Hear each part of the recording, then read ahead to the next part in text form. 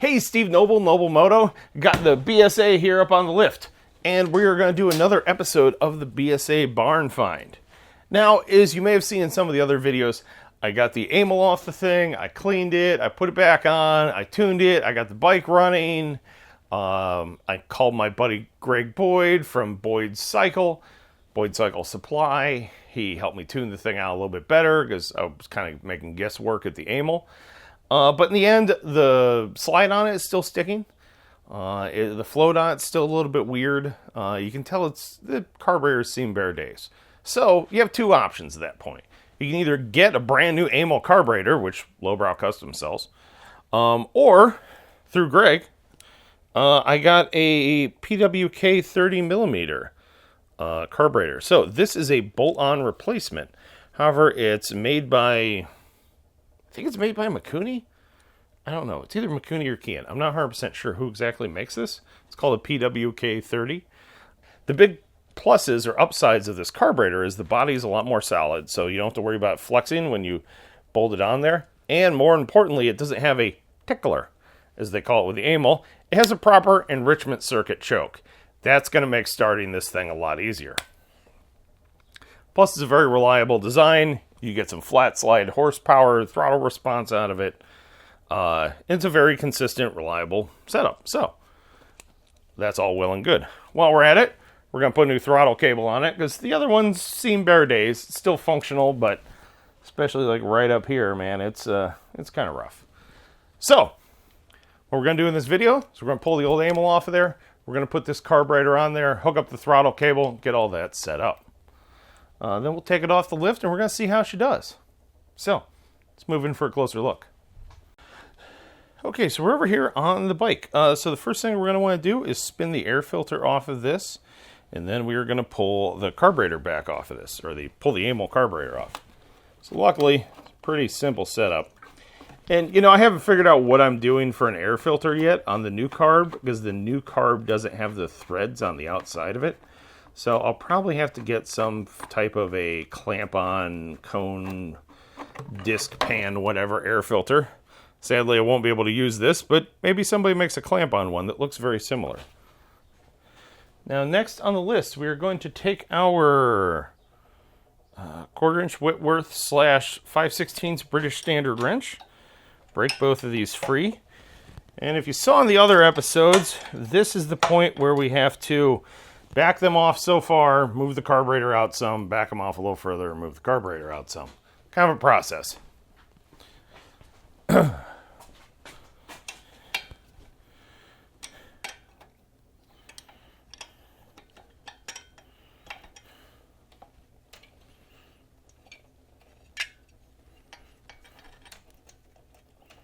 All right.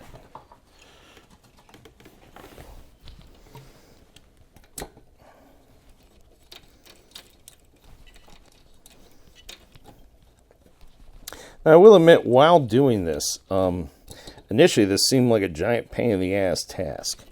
Once you do it a couple times, it actually kind of gets pretty smooth and easy, and it's not too bad.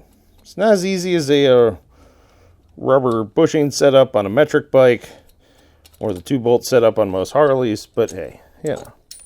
Oop, don't lose those washers. You're going to need them. We're going to swing that down to the side right there. Pull our hardware in a safe location so we don't lose it.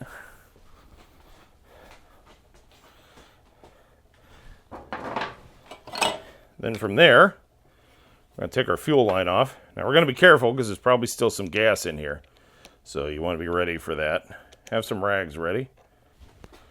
All right, fuel line is off of there. Carburetor's off. Now we're going to move up to the grip, take that apart, and disconnect the throttle cable. So there are 2 flathead screws on the top of this. So I'm going to break both those free. And once that's loose, you could, in theory, just pull this thing all the way off. Woo! Somebody really got some graphite lube on there. Not a terrible plan. So what we got here, let's move the camera a little bit over here.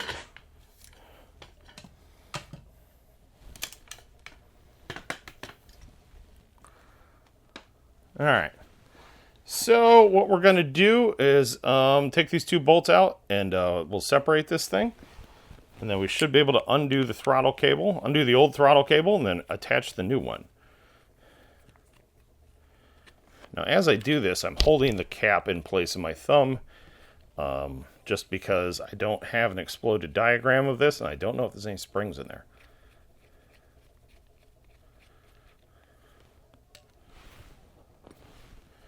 Take that one off.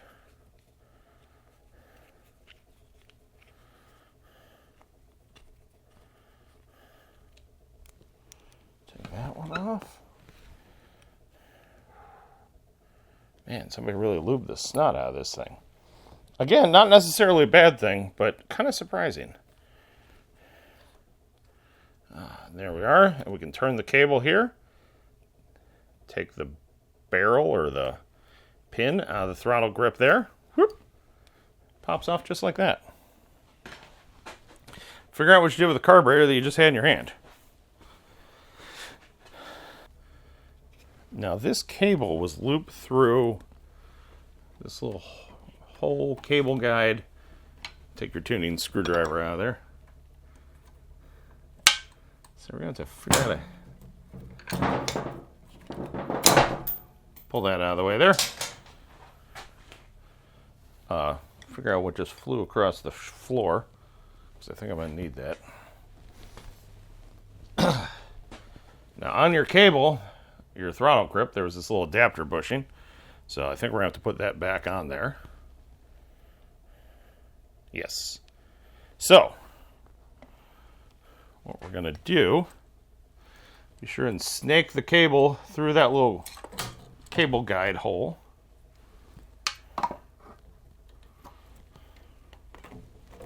Drop it 3 or 4 times. There we go. Is that going to be long enough? Yes. Set the carburetor up there. Make sure your adjuster is cranked all the way in. That will give you the most amount of extra slack cable to work with as you do this.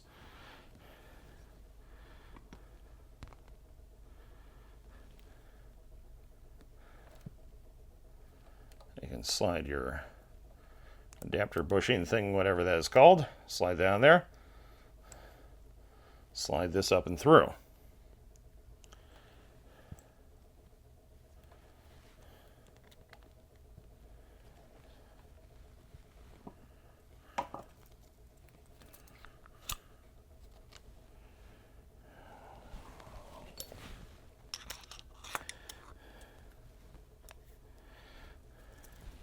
So I put a screwdriver through the center of the carburetor there to hold the throttle up, and that is going to give me more cable to work with at this end.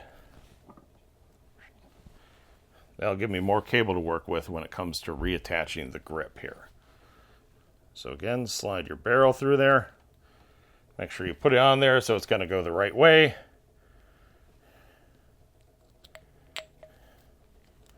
Slide it up there. Get your cap in place. Start your 2 screws in.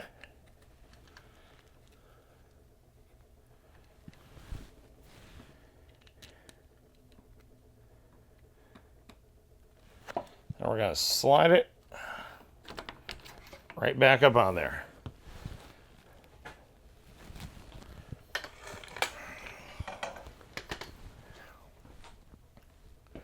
And from there, we're going to tighten up these 2 screws.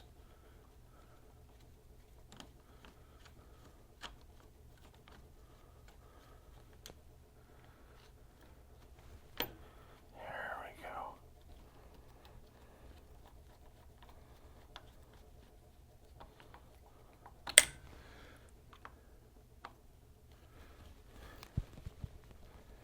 Now we're just going to snug them up first. Check for movement. Ah, it's binding up. That's a problem.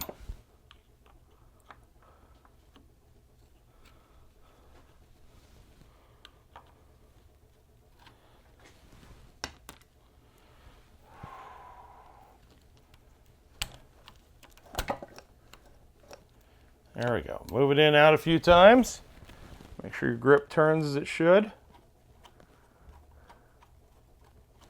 You don't want to tighten these up evenly. Don't go cranking one down, have the other one loose because it'll go crooked.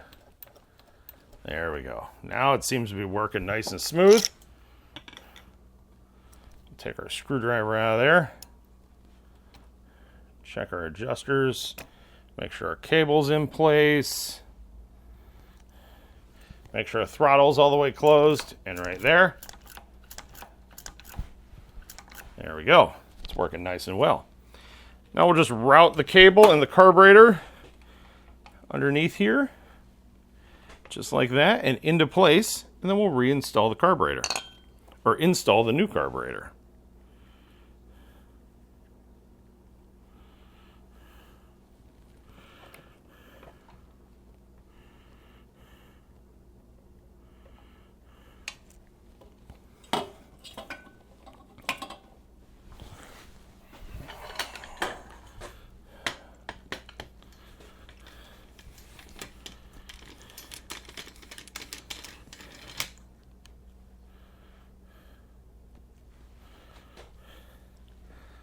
It's still recording. Let's just keep running with it. Kind of a long file, but whatever. Fuck, where's my grease? Actually, let's cut on that for file size. Now I got a new O-ring for this thing. And you might notice that sometimes the O-ring wants to pop out of there like that, or it doesn't want to stay in place. So pick it up. Clean it off. And I'm going to take a wee little bit of grease here, or you could use gasket tack. I'm going to take a wee little bit of grease and just kind of whoop, smear it in place. And that grease is going to work like a glue. Any grease that gets sucked in the engine will just get burned off. No worries there. So now with the O-ring in place, we can route the throttle cable into place. And then slide this on there. And apparently I need a spacer plate for this carburetor. So after a whole lot of trial and error, I discovered that the stock stud is too long for the casting there. See? So I had to cut the stock stud down. Now that's a pretty easy task. But then I also discovered that the nut that goes on there, the Whitworth thread one, like that one, is too large of a diameter. So, what I ended up doing, because there's not a whole lot of extra hardware out there, or really extra hardware options when it comes to like the BSF or the Whitworth threads, whatever you want to call it, but I did discover it's 5/16 22, and 5/16 24 is like a standard thread, and that is a smaller outside diameter than nut. So I took the stud out of the cylinder head, ran a thread die down it, turned down to 5/16 24, then I bought a standard nut, put that on that side. So this side takes a 1/2 inch wrench. This side takes a Whitworth wrench. It's a little dysfunctional, but hey, it works. And frankly, it actually works really well.